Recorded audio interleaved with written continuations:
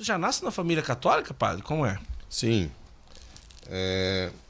Meus pais são católicos, mas não tiveram uma formação doutrinária muito. Meu pai cresceu sem pai, na roça, trabalhando para sobreviver. Minha mãe, uma família também na roça, criada ali só meio no trabalho. Mas desde quando eu tenho consciência, eles me levavam à missa, eles participavam da Santa Missa, mas não tinham condições de dar uma formação profunda doutrinária. Mas fizeram o dever de casa, né? Me levavam para a missa, me colocaram na catequese, fiz a catequese na idade habitual. A gente não tinha muito hábito de rezar em casa, assim. Eles tinham... O que aconteceu mais ou menos assim, eles sofreram um pouco na infância, não tiveram a formação religiosa, depois melhoraram um pouco a parte financeira e, como a maioria dos pais, né, eles focaram mais na questão de resolver minha vida de profissional. Mas, como eu disse, eu devo muito a eles essa parte de sempre, eu lembro sempre de ir à missa aos domingos, a gente tinha uma reunião familiar depois, um almoço. Só que, como eu disse, não é uma forma mais profunda de ensinar doutrina. Mas já foi suficiente para ter uma base, vamos dizer assim, né? E agradeço muito a eles por isso. Mas sempre foram católicos. Não tem outra religião aí. Qual é o nome do amigo que veio com o senhor aí, Wander? Um amigo que veio com o senhor? Júnior e Leila. Ah, Júnior? Júnior. Arrumaram uma cadeira que cabe ele direitinho, né?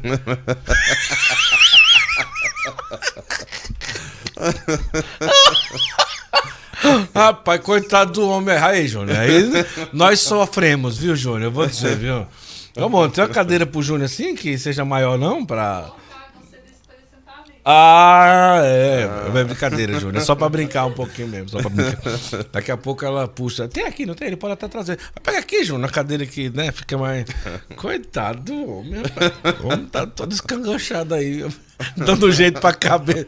Pra, como é que diz no Nordeste, amor? Esqueci. Assentar, não. Sei lá como é. Mas, desde jovem, como foi essa história de jovem? De jovem já tinha na cabeça do senhor medicina? Como que era? Olha, vamos lá. A situação bem na verdade mesmo. Na verdade é o seguinte. Eu terminei o nível médio muito jovem.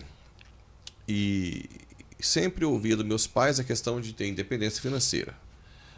E, para ser sincero, na época, eu com 16, 17 anos, eu terminei com 16 anos ainda, porque lá eu fazia em 2 anos o nível médio só. Terminou com 16 anos? 16 para 17. Eu ainda não tinha uma maturidade para decidir algo. E eu escolhi, sem ter vergonha aqui, uma questão. O que dá retorno financeiro? Medicina. Ainda mais para uma classe média, né? Então, na verdade, foi por impulso de um grupo de pessoas que sonhavam com medicina e também pela questão do retorno financeiro. E acabei optando, né? Comecei a fazer cursinho com 16 para 17, aí em março eu fiz 17, depois 18, fiz mais um ano de cursinho, e de 17 para 18 eu entrei, fiz 2 anos de cursinho e entrei na faculdade com 17 para 18 anos. Olha só. Mas eu acho que era mais o interesse de retorno mesmo financeiro. Não dizer que eu tinha uma vocação. Eu acho que eu não tinha nem maturidade para isso. Falar assim, eu tinha uma vocação. Novo, né, padre? Muito jovem. Mas antes de entrar para a faculdade, o senhor já tinha frequência de igreja quando jovem, não? Eu ia à missa aos domingos, mas sem qualquer tipo de comprometimento assim de. Não preocupava tanto com moral, com doutrina, nem. Ia, né? Ficava olhando um folheto lá para ver se estava. Quanto faltava para terminar a missa. Sim. Não tinha noção nenhuma de Eucaristia. Na verdade, eu fui um daqueles que a catequese não foi muito boa. Mesmo depois de terminar a crisma, eu não sabia nem o que era sacrário. Eu lembro uma vez que alguém falou a palavra sacrário. Eu falei, o que é sacrário? O que é isso? Eu já tinha feito crisma, né? Olha. Aí eu lembro, não, é aquela onde fica uma luzinha vermelha ali, tem... Eu lembro muito bem desse episódio. É engraçado isso, assim, acho que isso marca como que realmente a minha catequese assim, deixou a desejar, né? Como muitos lugares hoje tendem a deixar a catequese um pouco a desejar. Então, assim, frequentava, tinha um certo temor muito, muito leve. Mesmo durante a faculdade eu ia às missas, mas sempre no pecado. Não. Eu lembro que os seminaristas estudavam comigo no nível médio. Para mim era pessoal de outro mundo, né? Assim, Mas como assim? Estudava no nível médio, seminaristas? É porque tinha um seminário menor lá. Ah, mas de congregação ou diocesano? Diocesano. Ah, é? Sim, Diocesano. porque lá é a sede da diocese. Então, tinha naquela época o seminário menor e eles estudavam no mesmo colégio. Entrava com 14, 15 anos. Sim, sim. Maravilha. E eu lembro que eu olhava para eles como se fosse tipo outro assim, mundo, é outra... Um ET, né? Um ser fora, não tinha nenhuma cogitação. Não fazia parte da minha vida, assim, nem sonhar entrar em seminário, jamais. Não era isso que... Nunca. Sim. E aí na faculdade ia na missa ao domingo, era isso? Na grande parte, são 6 anos, 4 anos e meio eu estava namorando, com pecado, sem nada de namoro santo. Ia com ela nas minhas missas dominicais. Tinha uma vida de oração muito, muito precária, acho que, não sei, nem Ave Maria uma vez ou outra, mas assim, nada de profundo, não. Assim, eu tinha um temor como algo ali lá no fundo, um certo temor a Deus, mas a vida da igreja não influenciava. Se eu tivesse que faltar a missa dominical, também já está, para quem já está com tanto pecado, né? Como dizia lá em Goiás, para quem está com a melancia na barriga, um tomate a mais de pecado. No Nordeste é outro jeito que diz. De outro jeito, no Nordeste diz a mesma cor, mas de outro jeito, né, amor? Mas essa aí fica feio falar. Não seria no nível de um homem, de um gentleman, né? Padre aqui na minha frente. Eu sou comedor de piqui em Goiás. Mas assim, era uma religiosidade bem superficial, muito sem qualquer tipo de preocupação moral, doutrinária, nada assim. Não por maldade, eu não era um cara anticristão. Sim. Era ignorante mesmo, sim. Ignorância total. E ali formou médico e foi viver a vida. Nossa, formou médico muito novo, então. Foi, eu terminei com 22 para 23 anos. Meu Deus do céu! 23 anos, 22 para 23, eu segui a medicina com a mesma linha. Eu quero trabalhar para ter um retorno financeiro bom, trabalhar o mínimo possível. O mínimo possível e ter retorno financeiro. No meio do caminho, um amigo meu disse que o otorrino era tranquilo e dava um retorno financeiro. Eu falei, então é isso que eu quero no 4º ano de medicina. Foquei um pouco nessa especialidade, nem era também porque eu gostava tanto, mas pensei, tinha alguém que me influenciou nesse sentido. E assim fiz, escolhi fazer otorrino e prestei a residência. Comecei a fazer em Uberlândia, eu fiz a faculdade em Uberlândia, na UFO, né, Federal de Uberlândia. Comecei a fazer residência ali, estava namorando, e de repente saiu o resultado de São Paulo, em 2 lugares. Primeiro o Beneficência Portuguesa, eu não quis vir, e depois o Servidor Estadual de São Paulo aqui. Como o servidor era muito famoso na questão de cabeça, de ter uma residência de otorrino muito boa, acabei deixando a residência de Uberlândia e mudei para São Paulo para fazer no servidor. Aí já ficou tensa a questão do namoro, e aí foi a armadilha que Deus usou, assim, a isca. Eu cheguei aqui e um filho de papaizinho que queria vida boa. Chego numa residência que a cabeça e pescoço que era de câncer, era toda a residência de otorrino. Então era uma residência muito pesada.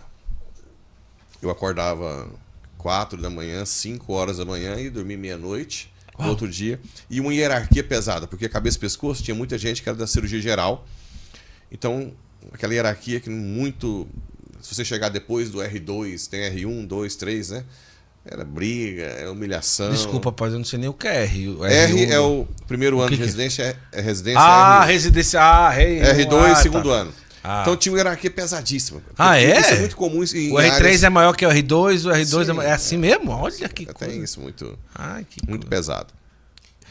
Então, entrei numa residência com muito trabalho, eu uma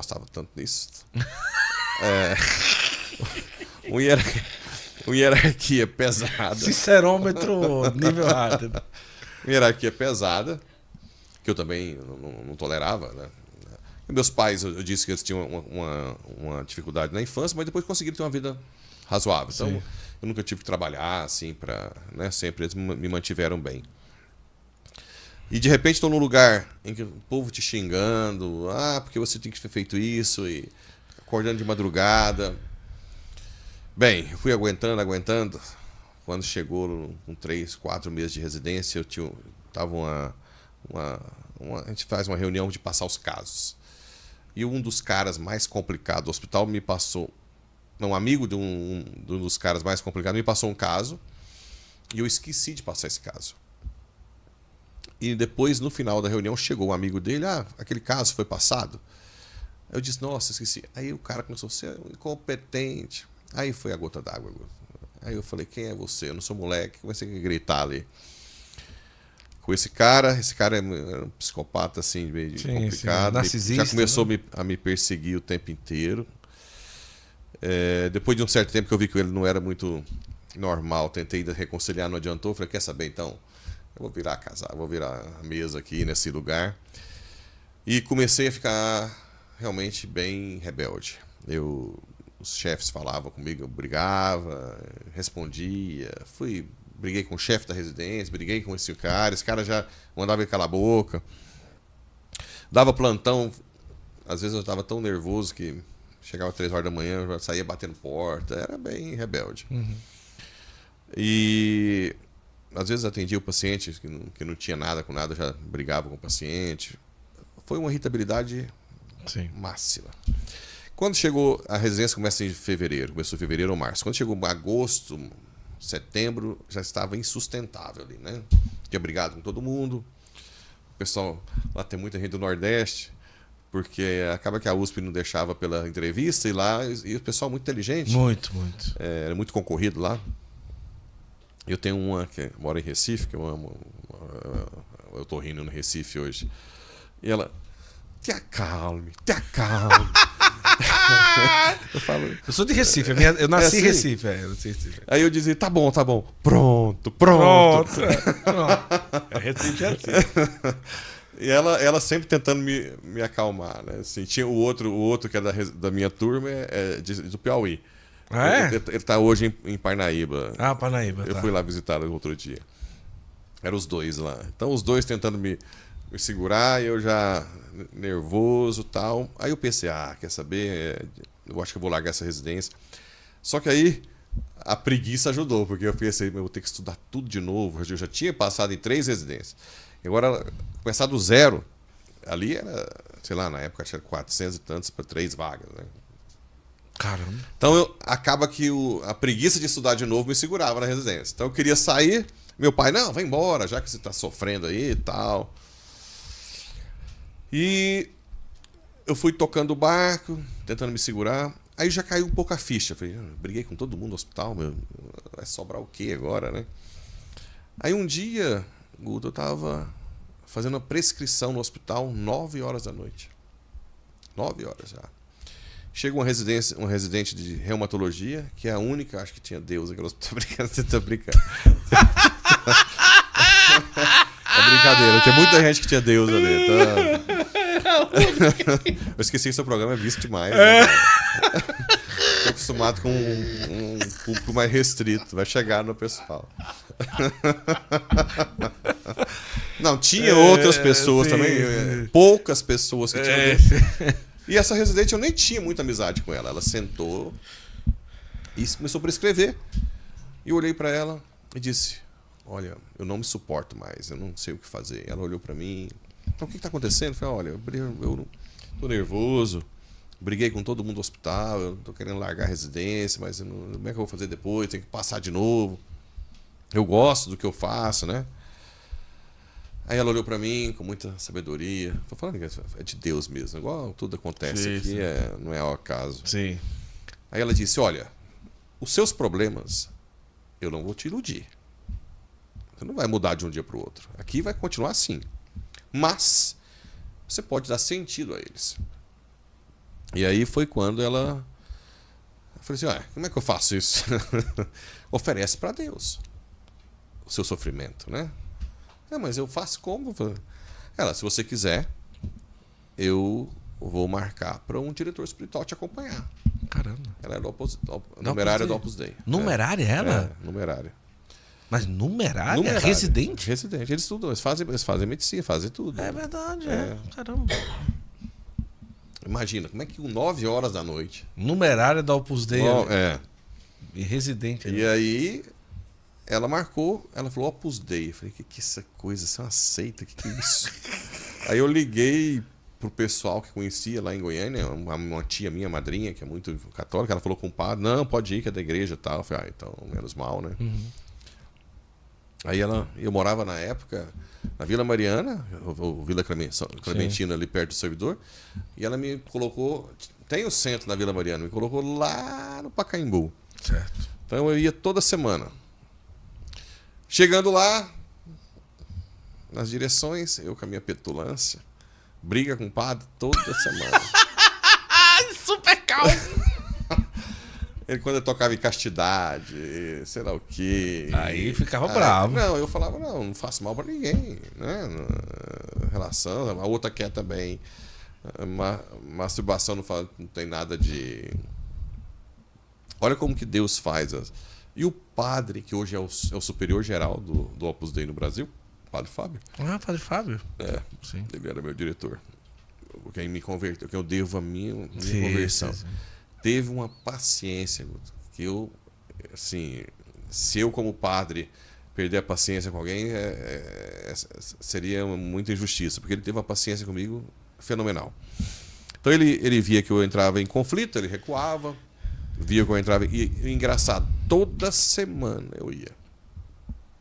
Mesmo sabendo que ia ter um conflito. Toda semana. Não sei o que dava. O que eu vou lá fazer? Eu lembro que uma vez eu estava no Minhocão lá. O que eu vou falar com esse padre de novo? Não vai dar briga, né? Caramba! Briga da minha parte, não da dele. Sim, sempre sim. ele muito bom. Sim, devo muito a ele, muito mesmo. E olha que interessante. Um dia eu chego no prédio, o porteiro lá desce lá onde eu estava, assim, e eu brigando com o padre, a questão de masturbação, pornografia, ele disse, você vai pra igreja, né? Agora, você tá participando da igreja? Tô. Me ajuda. Tô viciado em masturbação, preciso parar com isso. Eu olhei pra ele. Sério? Tá bom, eu vou te ajudar, assim. Engolindo, né? Porque Sim. eu era um dos que estava defendendo que não faz mal nenhum, e ele sentindo aquela angústia, né?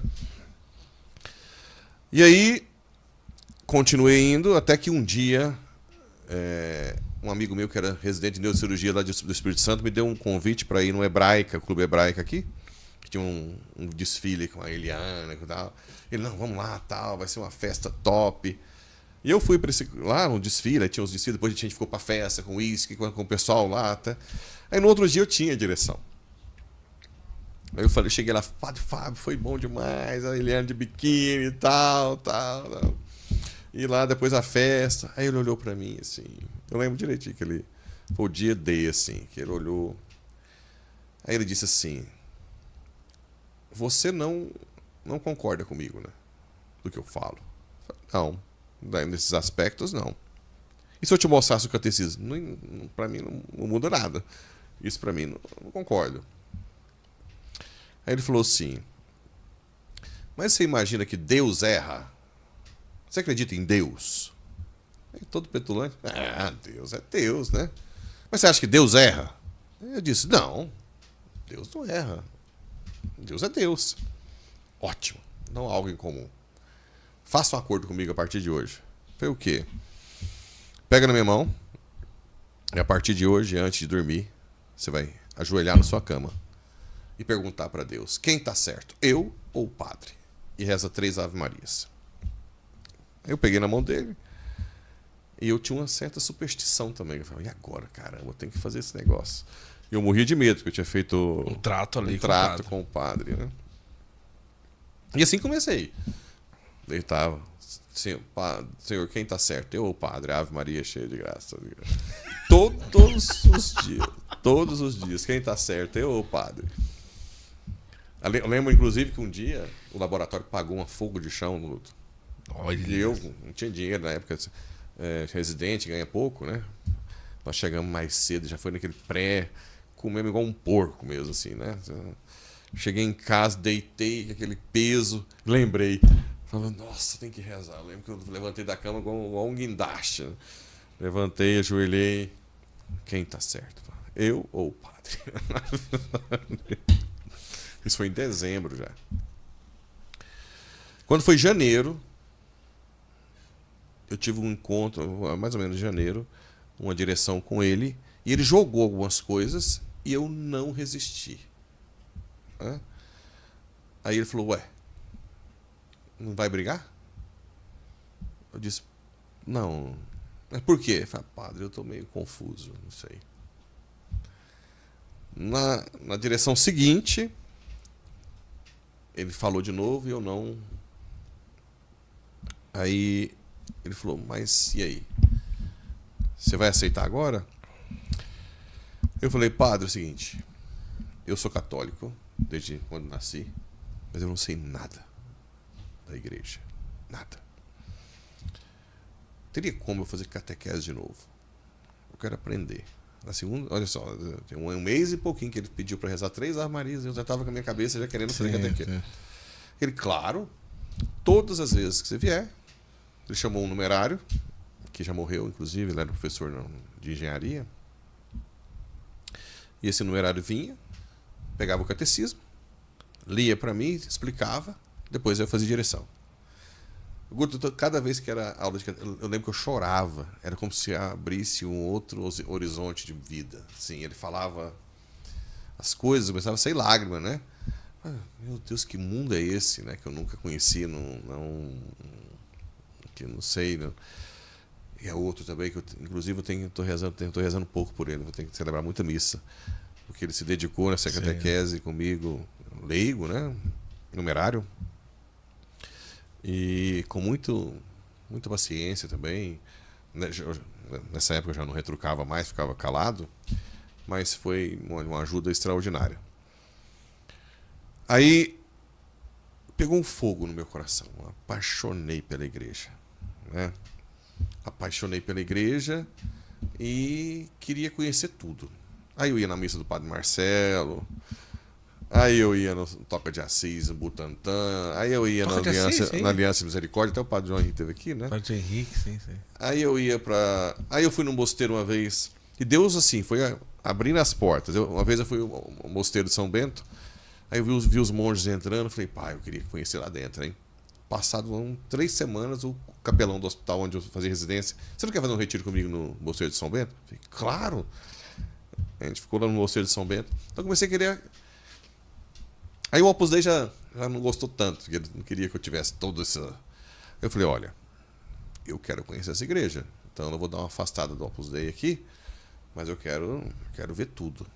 Aí eu fiz o curso bíblico na Nossa Senhora da Saúde, lá na Vila Mariana. Isso tudo fazendo residência. Fazendo residência. Aí a Toca de Assis me ensinou a adoração, né? Como é que faz a adoração. Nossa, isso foi que ano, padre? 2000, o início da conversão foi do final de 2002. A casa da Toca era Butantã? É, Butantã. Quem que era o guardião? Deixa eu lembrar daquela época. O guardião da parte masculina, hoje é padre no Rio, ele fala que não lembra de mim, mas vou pegar o Rômulo, Padre Rômulo. Mas ele era qual o nome de irmão? Depois que ele virou irmão lá, não lembro. Não lembra? Padre no Rio? Hoje ele é padre no Rio. É porque eu conheço tudinho também, na época da Toca.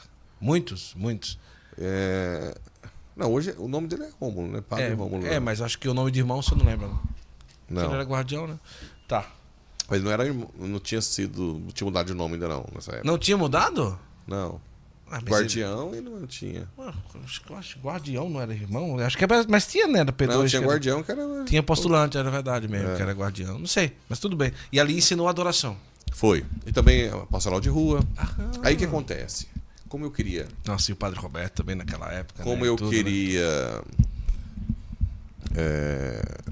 ser rico, ganhar bem e tal, eu pensei, não, aí tem um outro processo que eu pulei que é importante.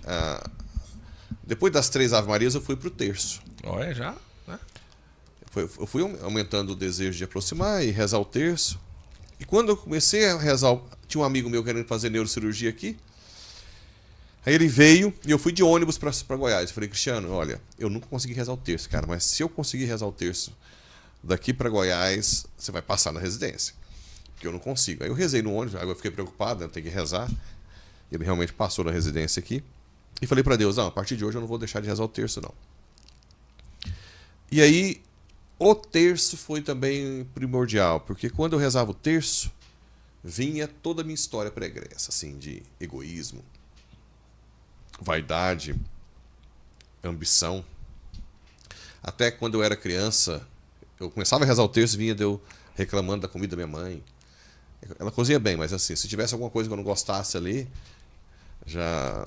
Então isso vinha na minha cabeça sem eu querer. Aí eu parava de rezar o terço e vinha de novo. Parava de rezar o terço e vinha de novo. De meninas que eu tentava ficar assim, usar, né? Tirar a virgindade, de tratar mal.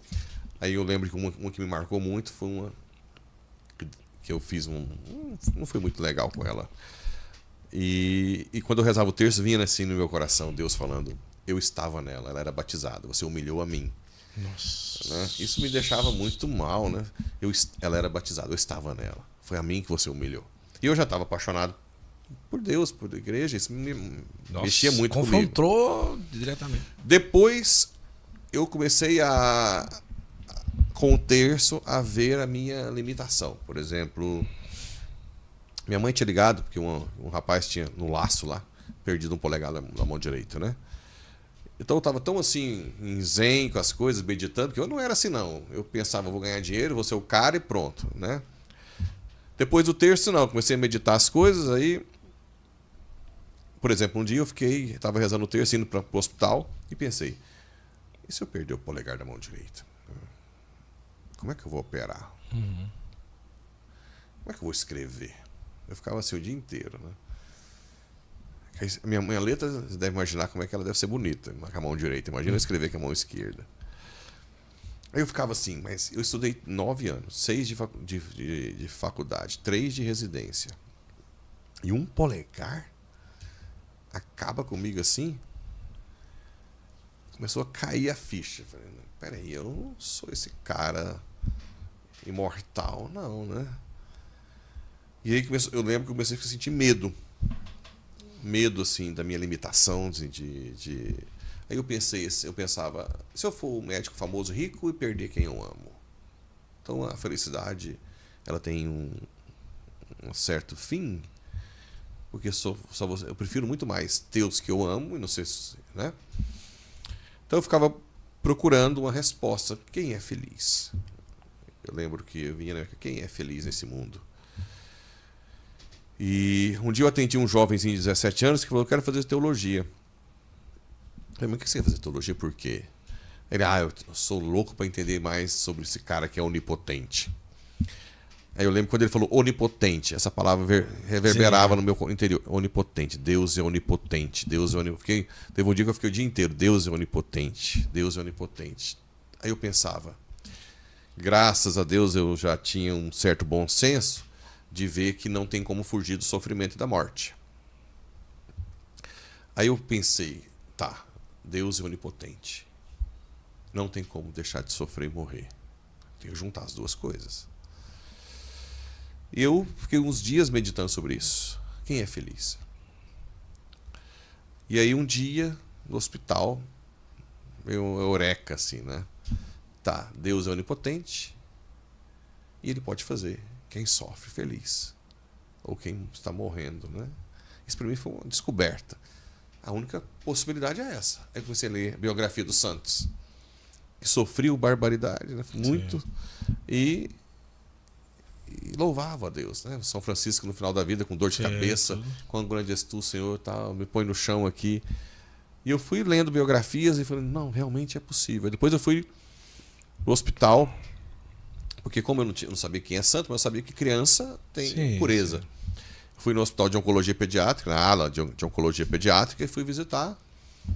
E eu notava que as crianças com câncer, quando tinha um procedimento, chorava.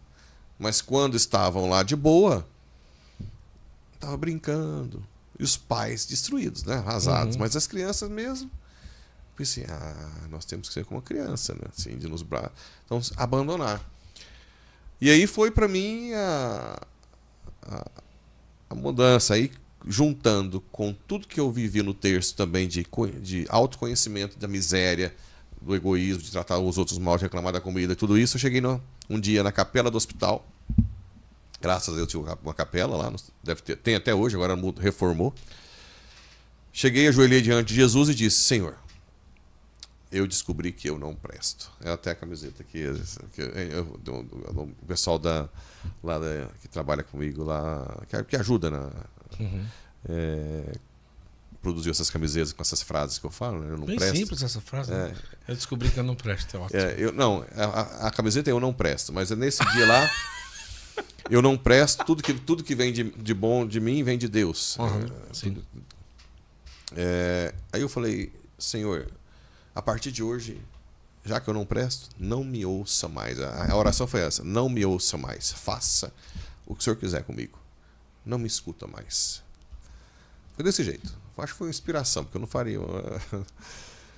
E assim continuei todos os dias,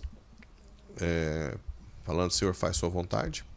Deu uma semana, eu estava no hospital, uma enfermeira evangélica, protestante lá, veio até mim, bateu no meu ombro e disse: você fez um pedido para Deus. Olha. Eu falei: sim, ele vai te cobrar. Já era 2003. Uma semana depois que ela falou isso, eu fui operar um rapaz do Mato Grosso aqui em São Paulo, né?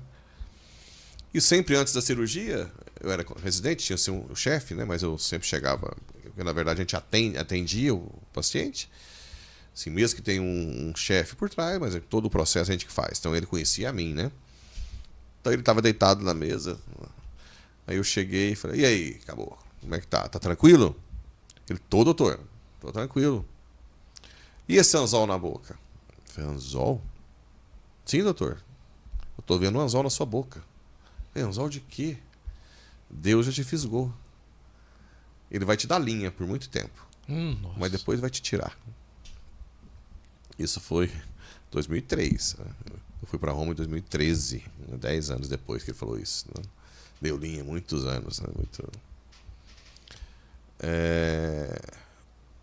Continuei estudando, lendo biografia, na residência no segundo ano, terceiro ano.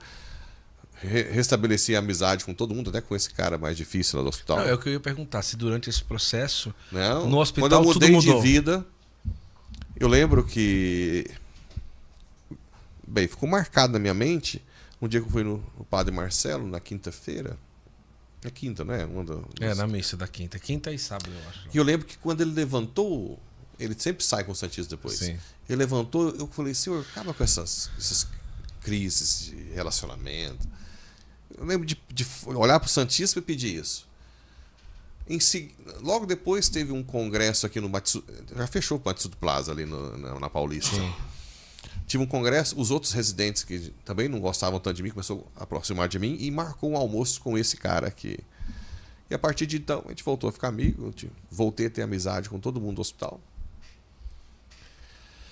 E continuei fazendo pastoral de rua, visitava a Cracolândia, dormia isso na ajudava rua. muito, né? Aliança toca. Eu ia às vezes com um amigo meu, porque eu tinha na cabeça o quê? Que como eu queria ser rico, então agora eu tenho que viver a pobreza, tem que ser... Eu coloquei isso bem forte assim na minha vida. No final da residência eu quis fazer uma experiência na Aliança, fiquei 2 meses ali. Olha só. Era o padre João Henrique mesmo que estava na época. Mas depois eu vi que não era ali, né? Mas fiz experiências fortíssimas de morar em favela, ficar 6 dias na rua. Tudo assim de... Tanto é que me chamaram para celebrar na Cracolândia agora, não sei quantos anos de missão lá. Acho que foi ano passado, retrasado, eu vim cá celebrar lá na Cracolândia, né? E terminado esses 2 meses, voltei para Goiás.